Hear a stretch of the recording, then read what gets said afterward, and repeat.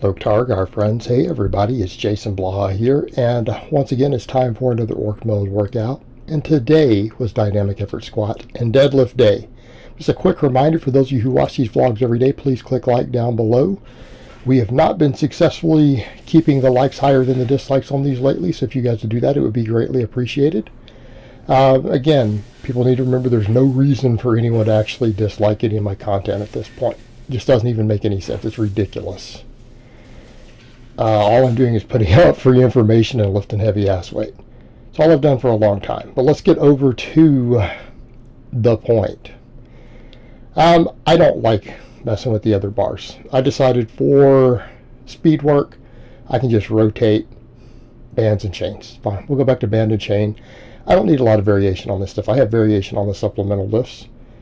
3-week pendulum waves and bands and chains are fine. So I treated this as a second week of the wave, just like I did on the bench and deadlift, and went back to the bar that I prefer.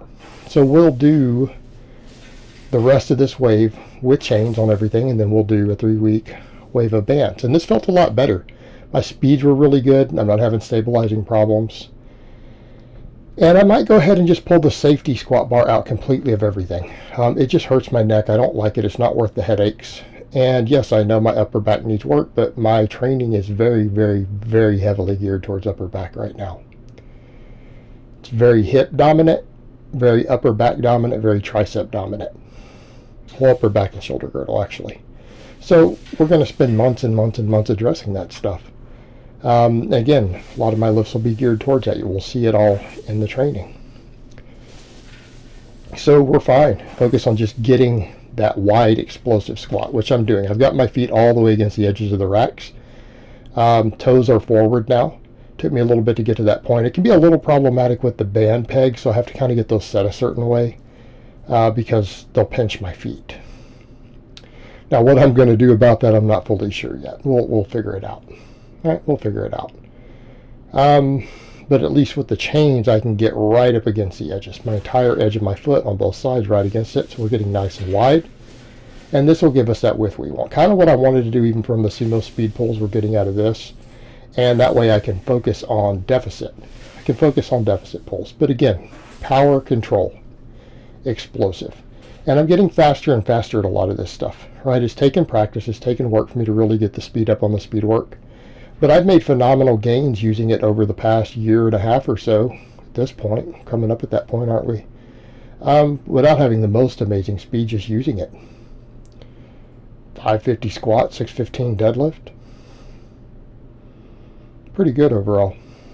So I'm happy with that, but we got to keep moving forward.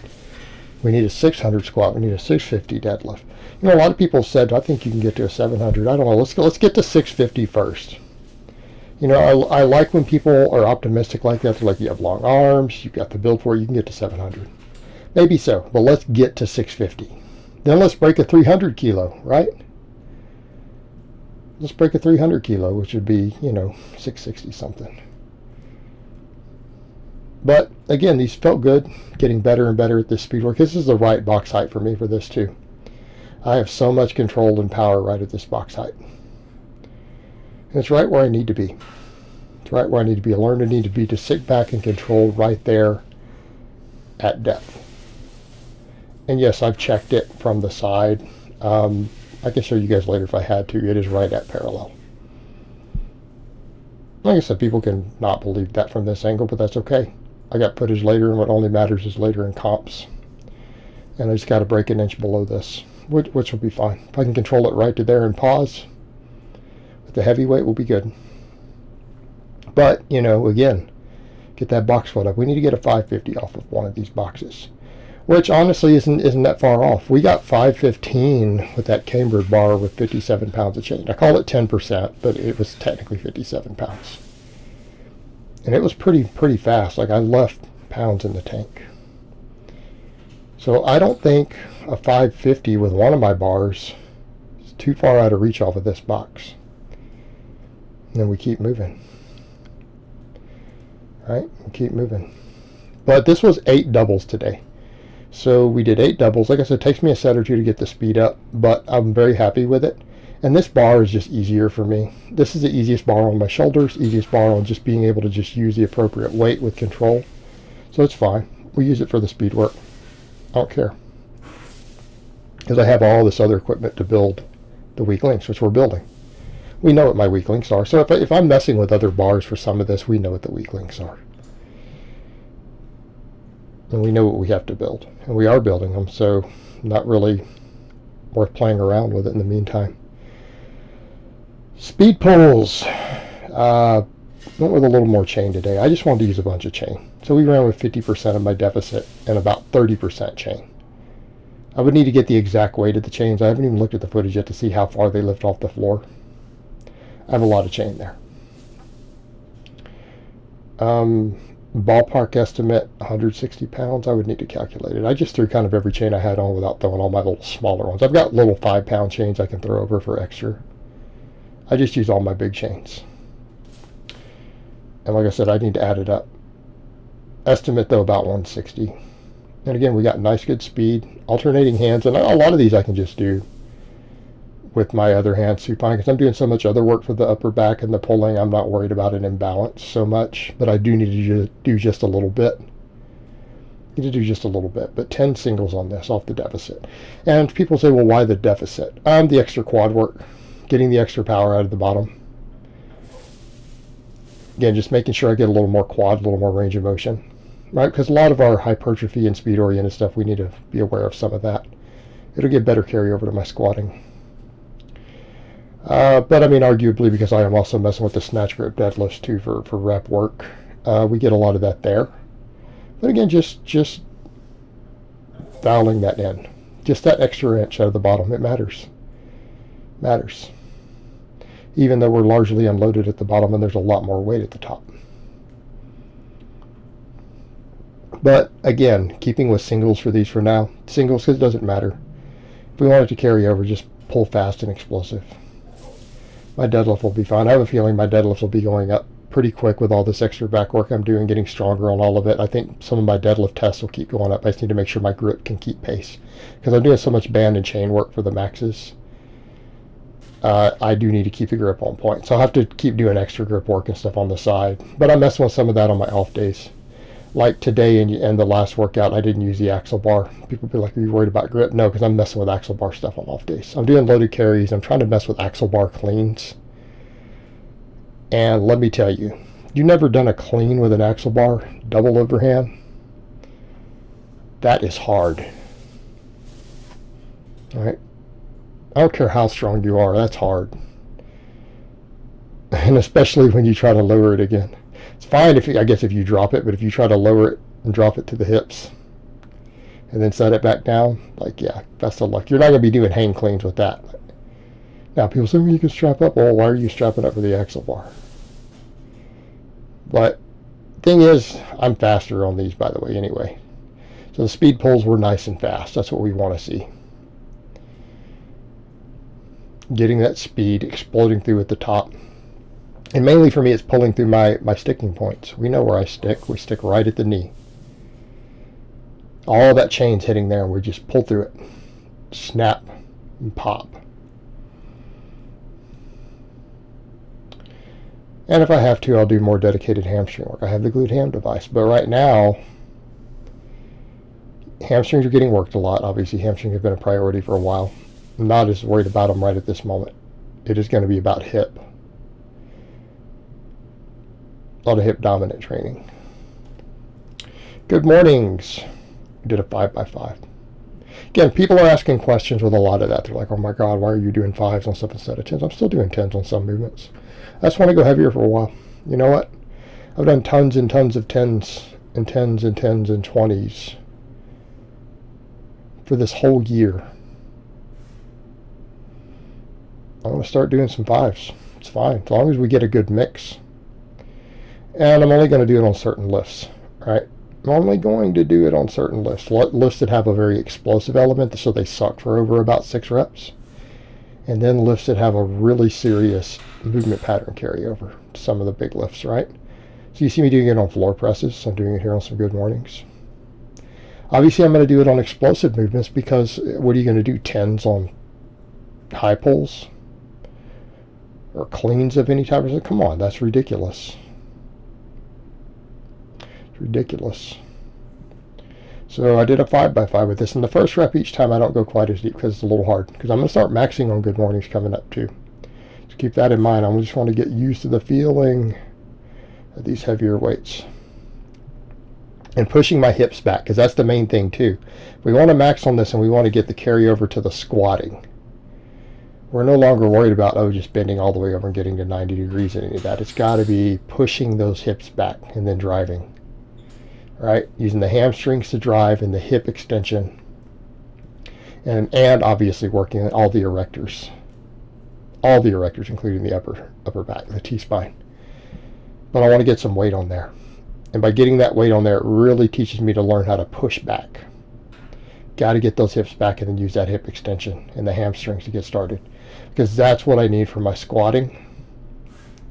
It's what we need for deadlifting.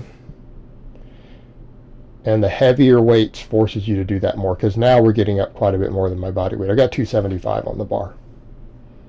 Okay, that's over 50 pounds. Now, granted, I've eaten and stuff, so I've gained a few pounds through the day because I'm not first thing in the morning on the scale. But in the range of 50 pounds more than my body weight. Like, we've got to counterbalance that. You've got to push the hips back, because that can't pass your midfoot. Once that bar passes your midfoot, because either you didn't get your hips back or you bent over too far, that's it. You're dumping it. So there's limitations with it, but from a training effect, we're still getting all those benefits of the good morning, but we're having to use a heavier weight. We're having to get the hips back, and then we're having to use more hip extension. And the first rep is tough, and it's mainly because it's just so hard on my core. And then I try to get a little bit deeper as I go by pushing the hips further back. So each rep gets maybe a hair lower. But a good solid 5x5, and this is basically the same tonnage that I get with 3x10 with 235. If you calculate 235 for 3 sets of 10, 275 for 5x5, but I feel like I can keep working this up. Now, granted, it's only going to be one more week, and then I'll try to mess with a different bar. Buffalo bar might be difficult. I'll see if I can figure it out. Definitely have the cambered bar, though. All right, but I want to keep getting strong at this. Got to treat these as a serious lift, especially now that I'm going to be working them in as a max coming up. I've got to do some heavier good mornings. We can't be afraid of them. But again, they felt good. They felt really good. Again, feel like this is going to bring even more to the table, because I've done every rep range imaginable, right? We've done 10s, 15s, 20s. I did weeks of just 20s. I'm going to mess with 5s. I'm going to mess with singles. Okay, using a variety of tools. That's the thing. We can use each of these tools differently. And like I said, some lifts are only suited to certain rep ranges, right? We know that. Others are suited to wide varieties of rep ranges. Snatch grip high pulls, obviously a small weight increase. I'm getting a little better at these. Now I'm out there at a true snatch grip, right? Pretty far out there. 5x5 again. Learning to try to use my hips to drive. Get hip extension. To drive it up and then pull it up. But I feel like this stuff is all already making a difference in my shoulders and traps and everything. My traps look bigger. I've noticed in the mirror. My clients even notice when I get on cam. This week my traps look bigger. Like when we get on Skype. And for those, what do I mean by that? With my strength coaching clients, guys. Strength coaching clients, we don't do that bodybuilding stuff. And for those curious, yeah, I've got quite a few clients. I'll probably open up some slots next month. Like if someone were to contact me right now, it would be a really bad time to work new people in. But next month wouldn't be bad. So just a heads up for those of you who watch this stuff, if you're waiting on slots for coaching, they'll open up next month. Around the first of the month would be a really good time to throw an application in. So, 5x5, snatch grip high pulls. Again, getting better at these, and I know that I have a lot in the tank left. I'm going to get a lot of pounds on the bar eventually on these. just keep them moving. But again, I feel like they're going to bring a lot to the table. And again, I'll mess with more hang cleans and other cleans and stuff as we get down the road. I want to practice them with my axle bars on my off days, though. And some of these slots will get taken by this. Eventually, some of my rowing will get taken up by maybe the ring pull-ups. I've got the rings. I'm just worried about the shoulder health. I want to make sure my upper back and rear delts and everything are strong enough for me to do pull-ups pain-free and without irritating anything. But I definitely want to start working them back in, so it might be a kind of a swap of a couple of days of high pulls, a couple of days of cleans, and then half rows, half pull-ups. We'll figure out where to work it all in. It gets tricky because I technically do an upper-lower split, but we don't want to count it that way. It's really 2 bench days and 2 squat and deadlift days, and then there's supplemental work. But the beauty is that stuff like this is a supplemental lift for all 3 of my lifts, right? So you put it anywhere. And I need all the extra work. So, 4 days, give me like 20 sets a week for now. So we're good to go. Did the wide grip rows with the same weight I used to use on the high pulls. I just left it on and it was 5 pounds more. You can't see all the small plates, but 5 pounds more than yesterday. Did a 5x10, focusing on turning the elbows out at the bottom. The first set was really easy. I'm like, oh man, I'm going to get a lot. Then I started getting, like, third, fourth set, I started having to rest, pause the final reps, even for 10. It's getting more challenging. The wide grip, definitely more difficult. But, again, watching the way that we rotate the shoulders, by getting those elbows locked and turned out at the bottom, completely changing the shoulder rotation. And with that wide grip, we're absolutely making sure we're working the rear delts, infraspinous, all that stuff. These things have to be worked a lot more than I have been. But this will get it done. Again, keep building the upper back because that's what we have to have. We've got to have it. We've got to have it. And in this case, as much as I want the extra grip work from the axle bar, I feel like I'll get more work just using the straight bar on this, and I can mess with the axle bar on off days for extra grip. But I mean, we're pulling something every single day. Every single workout we're doing pulling without straps of any type somewhere, for at least 2 lifts. So it'll all be good. And I've got pinch blocks, got everything else. We've got to keep the grip flowing though, because it is important. But yeah, 5x10 on these. So it's a lot of supplemental work. So we did 5x5 after speed squats and speed pulls. We did 5x5 good mornings, 5x5 snatch grip high pulls, 5 sets of 10 on the snatch grip rows. All right. Snatch grip rows, and I ended up doing a 3x10 on the reverse hyper with the same weight. I got like 11 on the last rep, but again, much more strict, much more controlled. And people need to remember I do these on the off days. So some people might be like, well, this is all just 1s, 3s, 5s, where's the rep work? Well, 5x10 rows, 3x10 reverse hypers, that's 10s, guys. Back and hamstrings are getting 10s. And you've got to keep in mind, I do 20 plus on off days on the reverse hyper, like 3 days a week. Loaded carries technically is a lot of volume too. The only thing that's not getting real high volume would be front delts and pecs as far as reps. But there's so much splash over, it's not a big deal. Triceps get a lot of reps still. Right? So it's all good. We're getting, for most of the muscles, we're getting a pretty wide variety of rep ranges here. We're getting max lifts that hit them. We're getting speed work that hits them. 5s, 10s. A couple muscles don't really get any 10s. What, like my pecs? My quads? I think they'll be fine with lower reps. Again, I've done plenty of volume for those things through the year. Get some tension on them for a while. But I have certain muscles that have to have the reps. Things like erectors, right? What you see here. Hamstrings, triceps. Rear delts, all that stuff, it's got to have a lot of rep work still. But these, again, pretty good. The reps themselves felt good. It's just there was a lot of tension in my low back, a lot of fatigue. So I really felt it, even though I felt like performance was good on all these. Like, oh, I've got them, and I kind of squeezed out an extra rep or so on the final one. But I could definitely feel the fatigue accumulating from all this work. A lot more back work in general just being worked in. A lot more standing work. But that's what we have to do, guys. We got to get thick. We got to get worky. We have to get powerful. And thickness and power is the name of the game. We've got to be strong top to bottom. Strong top to bottom. Get as strong as possible. And that means we need to be strong and powerful at everything. At everything, not just a squat, bench, and deadlift. We need to be able to grab any lift and just beast through it. That's what strength is. But all that aside, I'm very happy with the workout today. Everything went great. So I hope it has been informative, and I will talk to you guys next time.